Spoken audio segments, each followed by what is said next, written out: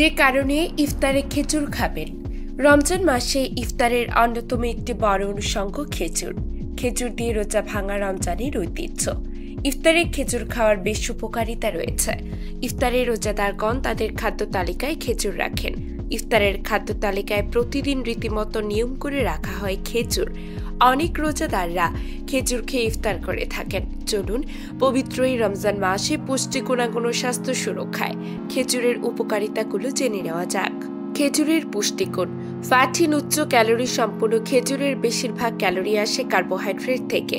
খেজুরে যথেষ্ট পরিমাণে ফাইবার সহ ভিটামিন এবং খনিজ উপাদান সম্পন্ন। খেজুর পটাশিয়াম, ম্যাগনেসিয়াম এবং আয়রনের বেশ ভালো একটি উৎস। খেজুর ফোলেট এবং প্যান্টোথেনিক অ্যাসিড সহ 6টি প্রয়োজনীয় ভিটামিন বি সরবরাহ করে। খেজুরে রয়েছে উচ্চ মাত্রায় পলিফেনল, যা এক ধরনের অ্যান্টিঅক্সিডেন্ট। এটি সেলুলার ক্ষতি থেকে দেহকে রক্ষা করে। স্বাস্থ্য সুরক্ষায় খেজুরের উপকারিতা। হজমে ভারসাম্য আনে ফাইবার। কোষ্ঠকাঠিন্য প্রতিরোধ করে হজমে উপকার করতে পারে। এটি পরিপাক ক্রিয়া ঝামেলা মুক্ত রাখার মাধ্যমে নিয়মিত মলত্যাগে ভারসাম্য বজায় রাখে। উপরন্তু খেজুরের ফাইবার রক্তে শর্করা নিয়ন্ত্রণের জন্য উপকারী হতে পারে।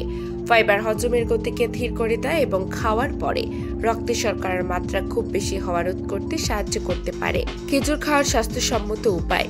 খেজুরের যাবতীয় প্রয়োজনীয় পুষ্টি লাভের জন্য প্রতিদিন 100 গ্রাম তথা 4 থেকে 6টি খেজুরই যথেষ্ট।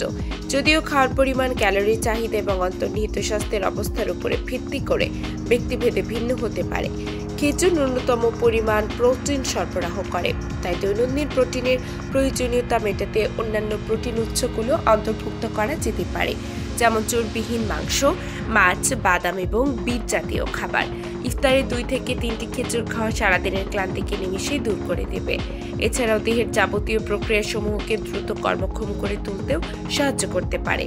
ফাইবার, কার্বোহাইড্রেট এবং প্রোটিনের একটি সমন্বিত খাদ্য তৈরির জন্য কিছু চীনা বাদাম ও মাখনের সাথে খেজুর মিশিয়ে ইফতারের আইটেমগুলোতে রাখা যেতে পারে। ইফতারে খেজুর খাবার উপকারিতাগুলো রোজার মাসে শরীরকে সুস্থ রাখার জন্য সহায়ক। দিনের একটি বিরাট অংশ না খেয়ে থাকার কারণে শরীরে ক্লান্তি ভাব হওয়াটা খুবই স্বাভাবিক। এ সময় তৈলাক্ত চর্বিযুক্ত খাবারগুলো এড়িয়ে চলা উচিত। এগুলো মুখরোচক হলেও দুর্বল শরীরের জন্য খুবই ক্ষতিকর। তাছাড়া রোজার সময় খাবার গ্রহণের ধারা পরিবর্তিত হওয়ার কারণে শরীরে স্বাভাবিক শক্তি জোগাড়ে নেতিবাচক প্রভাব পড়ে। এই পরিপ্রেক্ষিতে ইফতারের সুষম খাদ্য তালিকায় একটি সেরা সংযোজন হতে পারে এই ফলটি।